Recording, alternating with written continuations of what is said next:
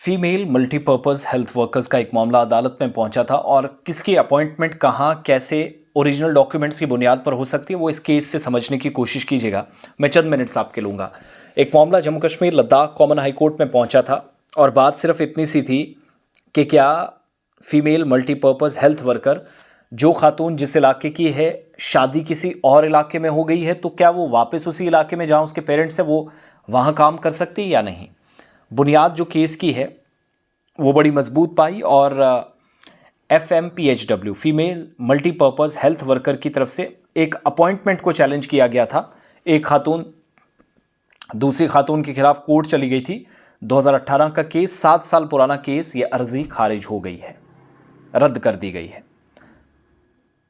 जिला डोडा के अंदर नेशनल हेल्थ मिशन NHM के तहत ये फीमेल मल्टीपर्पज़ हेल्थ वर्कर की तकर्री को चैलेंज करने वाली 7 साल पुरानी जो सर्विस रिट पिटीशन है उसको खारिज कर दिया गया है और अदालत ने करार दिया कि मुतलका हुकाम ने जो काबिल इतलाक तरजीह है और उसूल है उसके मुताबिक जो लोकल कैंडिडेट है उसको दुरुस्त तौर पर तरजीह दी।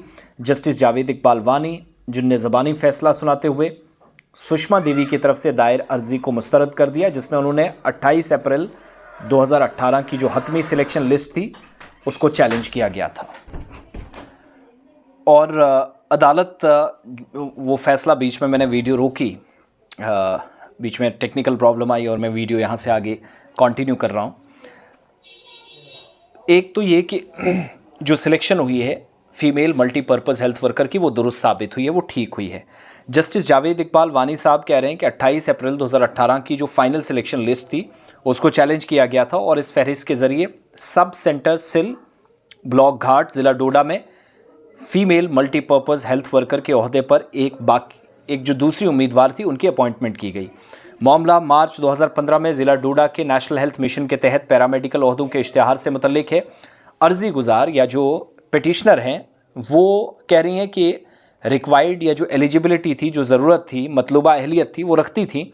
सितंबर 2017 में इंटरव्यू हुआ, आर्जी तौर पर मुंतखब कर ली गई, लेकिन एक निजी फरीक के मुकाबले नुमाया तौर पर ज़्यादा मेरिट उनने हासिल किया। लेकिन जो सिलेक्शन प्रोसेस का हिस्सा जो खातून बनी, जो दूसरी फीमेल मल्टीपर्पज़ वहाँ पर जो सिलेक्ट हुई, उसकी तरफ से एतराज़ात दायर किए जाने के बाद अथॉरिटीज़ ने हतमी सिलेक्शन लिस्ट जारी करते हुए अर्जी गुजार की जगह दूसरी उम्मीदवार को सिलेक्ट कर दिया। इतनी सी बात थी। ये एतराज़ इस बुनियाद पर किया गया था कि पिटिशनर ज़िले से बाहर शादी कर चुकी है, मुतलका गांव की मुस्तकिल रिहायशी नहीं है, जिसके बायस वो 3 मई 2017 को जारी करदा कोरिजेंडम के ज़रिए मुतारिफ़ कराई गई जो नज़रसानी शुदा तरजीह शिक हैं उसके तहत नाअहल हो जाती हैं।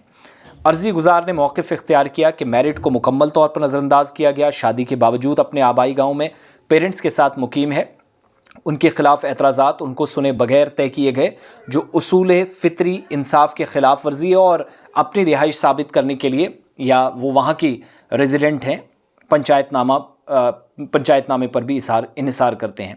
लेकिन असल कहानी क्या है, कोर्ट ने क्या कहा कि डॉक्यूमेंट्स या जो सबूत चाहिए थे उसमें वो नाकाम रहीं। गांव में मुस्तकिल रिहाइश साबित हो सकती थी, लेकिन आधार कार्ड, तहसीलदार की इंक्वायरी रिपोर्ट, आधार की तफसीलात, राशन कार्ड, वोटर लिस्ट वगैरह में उनका नाम नहीं था। उस बुनियाद पर वो खातून जो ऑलरेडी सिलेक्ट हुई थी, आपकी शादी जम्मू के रिहायशी से हुई थी, तो लोकल लेवल पर अगर आप आज किसी भी तरीके से अगर आप काम करना चाह रहे हैं या इसके लिए, तो रिहाइश पर मबनी जो तरजीह शिक है ज़्यादा मेरिट पर गालिब नज़र आ सकती। तो कुल मिलाकर कहानी इतनी सी है कि एक खातून की शादी डोडा से बाहर हुई, फिर भी वो कह रही कि मैं अपने पेरेंट्स के साथ यहीं रहती हूँ और मैं अपनी जॉब यहीं कर सकती हूँ, मैं मेरिट में आती हूँ, मेरी बात सुने बगैर ये सारी चीज़ें तय की गई। असल जो मीनिंग मैं समझाना चाह रहा हूँ वो ये कि आगे सर्वे भी होना, मरदमशुमारी होने जा रही है आर्टिकल 370 के बाद, ये पहली मरदमशुमारी होगी और 2011 के बाद। तो अपने डॉक्यूमेंट्स, दस्तावेज़ात बिल्कुल दुरुस्त कर लें। ज़रा सा इधर उधर आपको पूरा उधर कर सकता है, तस्वीर से बाहर कर सकता है। तो फीमेल मल्टीपर्पज़ हेल्थ वर्कर्स का मामला अदालत में पहुँचा था और कोर्ट ने इस बुनियाद पर जो ऑलरेडी अपॉइंट लड़की थी और जो लड़की वहाँ अपॉइंट हुई उसने कहा कि मैं यहाँ इसलिए डिज़र्व करती हूँ क्योंकि ऑलरेडी यहाँ जो एक लड़की थी उसकी शादी यहाँ से बाहर हो चुकी है, वो परमानेंट अब यहाँ की रेजिडेंट नहीं है, वो दूसरी जगह चली गई है। तो ये सारी कहानी है अब तक की।